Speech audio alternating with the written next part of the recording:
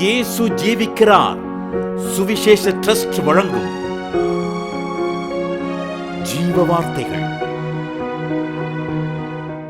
கிறிஸ்துவில் பிரியமானவர்களே, ஆண்டவராகிய இயேசு கிறிஸ்து நாமத்தில் உங்களை யாவரையும் அன்போடு வாழ்த்தி வரவேற்கிறேன். இயேசு ஜெபிக்கிறார் ஊழியத்தின் சார்பாக ஜீவ வார்த்தைகள் என்கிற நிகழ்ச்சிக்கு வந்திருக்கிற உங்களை கர்த்தர் ஆசீர்வதிப்பாராக. தொடர்ந்து இந்த வார்த்தைகளை நிகழ்ச்சிகளை பாருங்கள், கேளுங்கள், இன்னும் அநேகர் கேட்க உதவி செய்யுங்கள். இந்த செய்தி அடங்கிய டிவிடி உங்களுக்கு தேவையானால் எங்களோடு கூட தொடர்பு கொள்ளுங்கள், உங்கள் கருத்துக்களையும் தெரியப்படுத்துங்கள். உங்களை அன்போடு நாங்கள் வரவேற்கிறோம். அருமையானவர்களே, கிறிஸ்துமஸ் நாட்களை நாம் நெருங்கி கொண்டிருக்கிறோம். இந்த வருடத்திலும் கிறிஸ்துமஸ் பண்டிகை நாட்களை கொண்டாட வந்திருக்கிற உங்களை கர்த்தர் ஆசீர்வதிப்பாராக. உங்கள் யாவருக்கும் அன்பின் கிறிஸ்துமஸ் வாழ்த்துக்கள். கர்த்தர் உங்களை ஆசீர்வதிப்பாராக. இப்பொழுதும் வேதாகமத்திலிருந்து உங்களுக்காக ஒரு பகுதியை வாசிக்கிறேன். ஜெபத்துடன் கேளுங்கள். நியாயாதிபதிகளின் புஸ்தகம் 5ஆம் அதிகாரம் 31வது வசனம். கர்த்தரில் அன்பு கூறுகிறவர்களோ வல்லமையோடு உதிக்கிற சூரியனைப் போல இருக்க கடவர்கள். ஆண்டவரில் அன்பு கூறுகிற பிள்ளைகள் வல்லமையோடு உதிக்கிற சூரியனைப் போல இருக்க கடவர்கள் என்று வேதம் சொல்கிறது. ஒருவேளை இந்த வேத பகுதியை நான் வாசிக்கும் போது யோசிக்கிறேன், காலையிலே உதிக்கிற சூரியன் மத்தியானத்தில் இருக்கிறதை பார்க்கிறோம். அதே சூரியன் தான் மாலையிலும் இருக்கிறதை நாம் பார்க்கிறோம். ஏன் ஆண்டவர் அவரில் அன்பு கூறுகிற பிள்ளைகள் உதிக்கிற சூரியன் என்று சொல்லுகிறார்? ஏன் மத்தியான சூரியன் என்று சொல்லக்கூடாது? ஏன் சாயந்தரத்தில் இருக்கிற சூரியன் என்று சொல்லக்கூடாது? எல்லாம் ஒரே சூரியன் தானே என்று நான் யோசித்த போது ஆண்டவர் அதில் ஒரு சில காரியங்களை எனக்கு கற்றுக் கொடுத்தார். அதுதான் இன்றைக்கு உங்களோடு கூட பகிர்ந்து கொள்ள போகிறேன். ஆண்டவரில் அன்பு கூறுகிற பிள்ளைகள் யாரா இருக்க வேண்டுமாம்? வல்லமையோடு உதிக்கிற சூரியனை போல இருக்க கடவர்கள் என்றுதான் தேவனுடைய வார்த்தை சொல்வதை நாம் அங்கே பார்க்கிறோம். சூரியன் உதிக்கிற போது நடக்கிற சம்பவம் என்ன என்று சொல்லி நாம் பார்க்கும்போது நமக்கு பிராக்டிக்கலாக தெரிந்திருக்கிற காரியம், அதுவரைக்கும் பூமியை இருள் சூழ்ந்திருக்கிறது. சூரியன் உதிக்க ஆரம்பித்த உடனே அந்த இருள் நீங்கி போகிறதை நாம் பார்க்கிறோம். வெளிச்சம் பிரகாசிக்கிறதை நாம் அங்கே பார்க்கிறோம். அப்படியானால் உதிக்கிற சூரியன் என்பது இருளை நீக்குகிற ஒரு வாழ்க்கை, இருள் இல்லாத ஒரு வாழ்க்கை. அதை தான் 1 யோவான் 2ஆம் அதிகாரம் 8வது வசனத்திலே நாம் வாசிக்கும் போது, இருள் நீங்கி போகிறது, மெய்யான ஒளி இப்பொழுது பிரகாசிக்கிறது என்று வேதம் சொல்கிறது. அப்படியானால் ஆண்டவரில் அன்பு கூறுகிற பிள்ளைகள் வல்லமையோடு உதிக்கிற சூரியனை போல இருக்க கடவர்கள் என்று சொன்னால் இருள் இல்லாத ஒரு வாழ்க்கை, பாவ இருள், சாப இருள், கோபம் என்கிற இருள், அல்லது பொறாமை, கசப்பு என்கிற இப்படிப்பட்ட சீர்கேடான குணங்கள் இருக்கிறதான இருளின் அனுபவங்கள், அது இல்லாத ஒரு வாழ்க்கை வாழ வேண்டும் என்றுதான் ஆண்டவர் அங்கே எதிர்பார்க்கிறதை நாம் அங்கே பார்க்கிறோம். இந்த வார்த்தைகளை கேட்டுக்கொண்டிருக்கிற அன்பான கர்த்தருடைய பிள்ளைகளே, ஒரு நாளிலே நாம் இருளுக்குள்ளே இருந்தோம். எபேசியர் 5:8 வாசிக்கிறோம், முற்காலத்தில் நீங்கள் அந்தகாரமாய் இருந்தீர்கள், இருளாய் இருந்தீர்கள். காரணம், ஆண்டவரை ஏற்றுக்கொள்ளும் முன்பாக, இயேசுவின் அன்புக்குள் வரும் முன்பாக, இயேசுவை அறிந்து கொள்ளும் முன்பாக.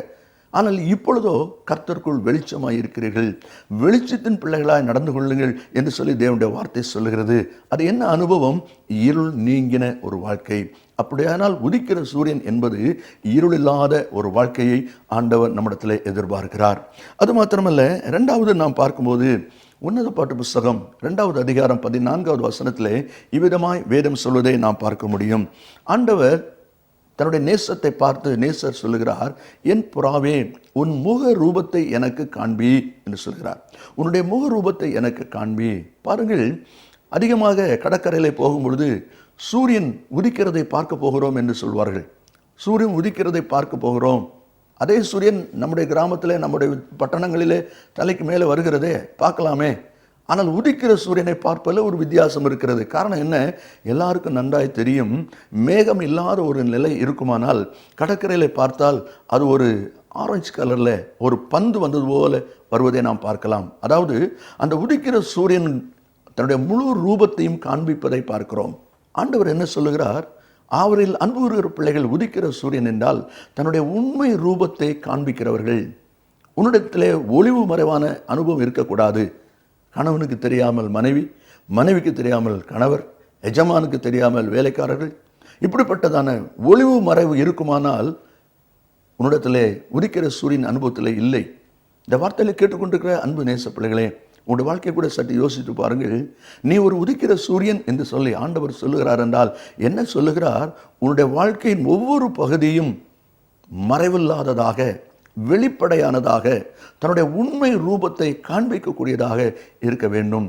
என்னை யாரும் கவனித்து விடக்கூடாது, என் ரகசியத்தை யாரும் அறிந்து கொள்ளக்கூடாது, என் வாழ்க்கையின் பின்பகுதியை யாரும் தெரிந்து கொள்ளக்கூடாது என்கிற ஒரு மறைவான சிந்தையோடு உங்கள் வாழ்க்கை இருக்குமானால் நீங்கள் ஏதோ ஒரு விதத்திலே தவறு செய்து கொண்டிருக்கிறீர்கள். நீங்கள் உதிக்கிற சூரியன் அனுபவத்தில் இல்லை. ஏனென்றால் உதிக்கிற சூரியன் என்று சொல்லும் பொழுது தன்னுடைய உண்மை ரூபத்தை காண்பிக்கும். சற்று அந்த சூரியன் மேலே எழும்பின பிறகு, அந்த வெளிச்சம் நம்முடைய கண்களில் பட்ட பிறகு சூரியனை பார்க்கலாம் ஒழிய அந்த ரவுண்டு, அந்த வட்டம், அதை நாம் பார்க்க முடியாது. ஏன்னா கண்ணு கூசும். அந்த அதிகாலையில் உதிக்கிற சூரியனில் அந்த உருவத்தை நாம் பார்க்க முடியும். அதே தான் தேவனுடைய வார்த்தை அவ்விதமாக சொல்லுகிறதை நாம் அங்கே பார்க்கிறோம். சங்கீதக்காரன் தாவீது 139ஆம் சங்கீதம் கடைசி 2 வசனத்தை நீங்கள் வாசித்து பார்ப்பீர்களானால் அவர் அங்கே சொல்லுகிறார், தேவனே என்னை ஆராய்ந்து என் இருதயத்தை அறிந்து கொள்ளும், என்னை சோதித்து என் சிந்தனைகளை அறிந்து கொள்ளும், வேதனை உண்டாக்கும் வழி என்னிடத்திலே உண்டோ என்று பார்த்து நித்திய வழியிலே என்னை நடத்தும் என்று சொல்கிறார். அருமையானவர்களே, எப்படி தாவீதால் விதமாய் சொல்ல முடிகிறது? தன்னுடைய வாழ்க்கையில ஒளிவு மறைவில்லை. அவன் தன் காரியங்கள் எல்லாவற்றையும் நேர்மையாக இருக்கிறான், எல்லாவற்றையும் சரியாக வைத்திருக்கிறான். ஸ்கூலில் இன்ஸ்பெக்டர் வருகிறான்னு சொன்ன உடனே சந்தோஷமாக இருக்கிற டீச்சர்ஸும் உண்டு. ஐயோ, இன்ஸ்பெக்டர் வருகிறாரே, என்ன செய்கிறது, அந்த அக்கௌண்ட்ஸ் பார்க்கணுமே, இதை பார்க்கணுமே, இப்படி பயப்படுகிற டீச்சர்ஸும் இருப்பாங்க. யாருக்குள்ளே பயம் வருகிறதோ அவங்க தங்களுடைய கணக்கிலே, தங்களுடைய காரியத்திலே சரியில்லை என்று சொல்லி அர்த்தம். உங்களுடைய வாழ்க்கையை நீங்கள் யோசித்து பாருங்கள். அதுதான் இந்த 2வது சொல்லப்பட்டிருக்கிறது. இனி 3வது ஒரு அனுபவம், உதிக்கிற சூரியன் என்றால் சங்கீத புஸ்தகம் 19ஆம் அதிகாரம் 4-5 இந்த வசனங்களை நீங்கள் வாசித்து பாருங்கள். அதிலே சொல்லப்பட்டிருக்கிறது, சூரியனானது பராக்கிரமசாலியை போல தன் பாதையில் ஓட மகிழ்ச்சியாயிருக்கிறது. தன் பாதையில் ஓட மகிழ்ச்சியாயிருக்கிறது. ஆண்டவர் அந்த சூரியனுக்கு என்ன பாதை நியமித்தாரோ அந்த பாதையிலே அது சந்தோஷமாக இருக்கிறது. இந்த வார்த்தைகளை கேட்டுக்கொண்டிருக்கிற அன்பான கர்த்தருடைய பிள்ளைகளே, நீங்கள் ஒரு உதிக்கிற சூரியன் என்பது உண்மையானால் உங்களுக்கு ஆண்டவர் கொடுத்த குடும்பத்திலே நீங்கள் சந்தோஷமாக இருக்க வேண்டும். உங்களுக்கு கொடுத்த வருமானத்திலே, உங்களுக்கு கொடுத்த பிள்ளைகளிலே, உங்களுக்கு கொடுத்த தொழிலிலே நீங்கள் சந்தோஷமாக இருக்க வேண்டும். இல்லாதபடிக்கு ஏதோ ஒரு பயம், ஏதோ ஒரு கலக்கம், அப்படி இருந்தால் நல்லா இருக்குமே, இப்படி இருந்தால் நல்லா இருக்குமே என்று சொல்லி எதையோ நினைத்து குடும்பத்திலே சமாதான குறைவோடு கூட உங்கள் வாழ்க்கை இருக்கிறது என்று சொன்னால் நீங்கள் உங்கள் பாதையிலே மகிழ்ச்சியாக இல்லை. கிழக்கே உதிக்கிற சூரியன் மேற்கே அடைகிறதை நாம் அறிகிறோம்.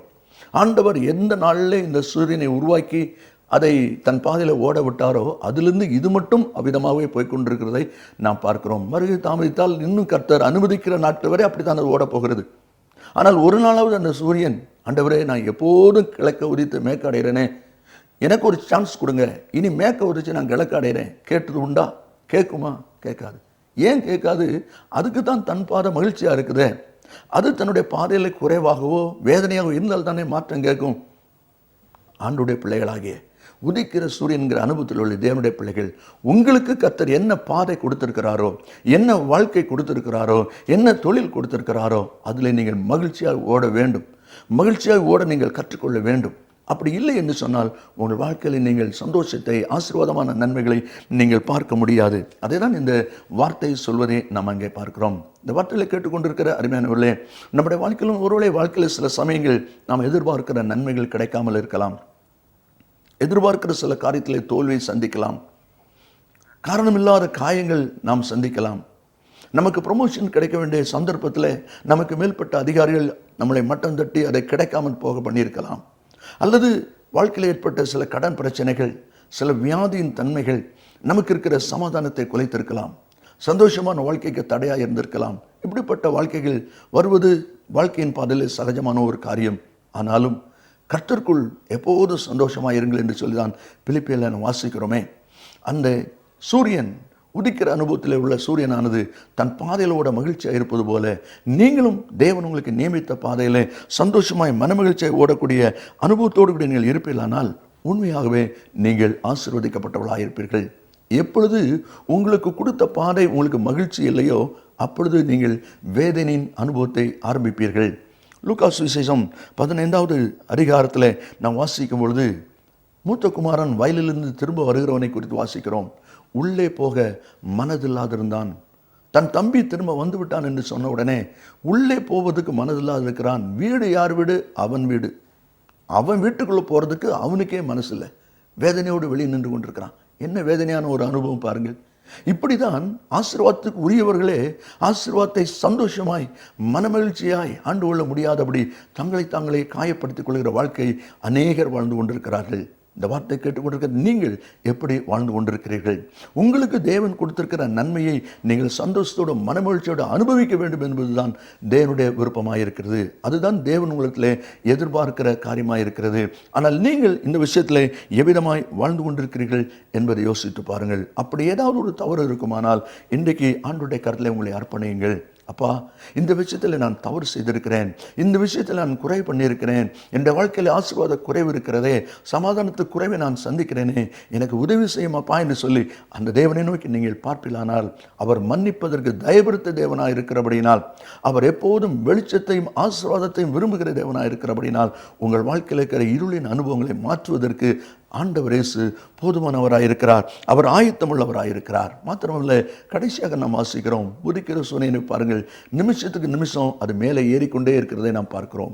மேலே ஏறிக்கொண்டே இருக்கிறதை பார்க்கிறோம். இது எதை காண்பிக்கிறது? வளர்ச்சியின் அனுபவத்தை காண்பிக்கிறது.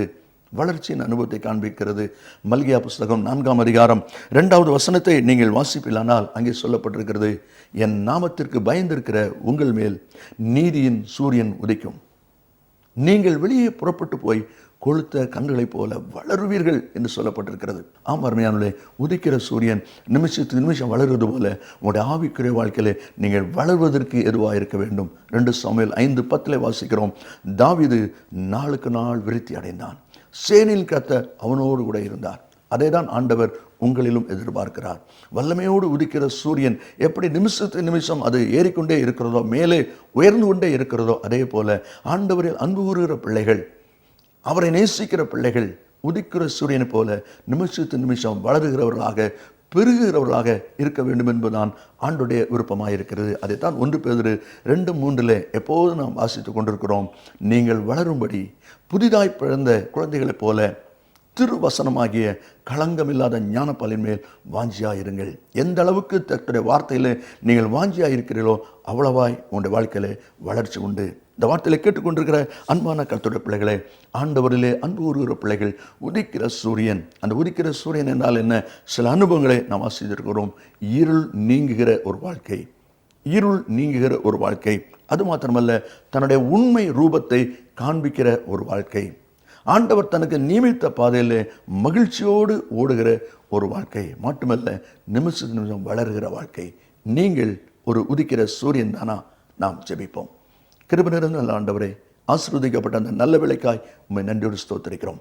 அப்பா, இந்த வார்த்தையை கேட்டுக்கொண்டிருக்கிற ஒவ்வொரு பிள்ளைகளும், நான் ஒரு உதிக்கிற சூரியன் அனுபவத்தில் இருக்கிறேனா, அல்லது மத்தியான சூரியனை போல எரிக்கிற அனுபவத்தில் இருக்கிறேனா, அல்லது மாலை சூரியனை போல பின்மாற்றத்தில் ஓடிக்கொண்டிருக்கிறேனா என்பதை உணர்ந்து தங்களை சீர்படுத்தி நன்மையை சுதந்திரித்துக் கொள்வார்களாக. அச்சர் இயேசுவின் நாமத்தில் ஜெபிக்கிறோம் நல்ல பிதாவே. ஆமேன், ஆமேன். கர்த்தர் உங்களை ஆசீர்வதிப்பாராக. ஆமேன்.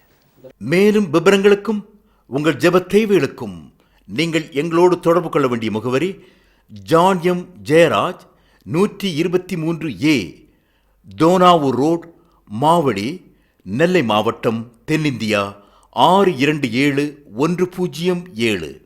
Cellphone 9443113292. Email yesujivikarar@gmail.com. Website www.jesuslivesministries.org.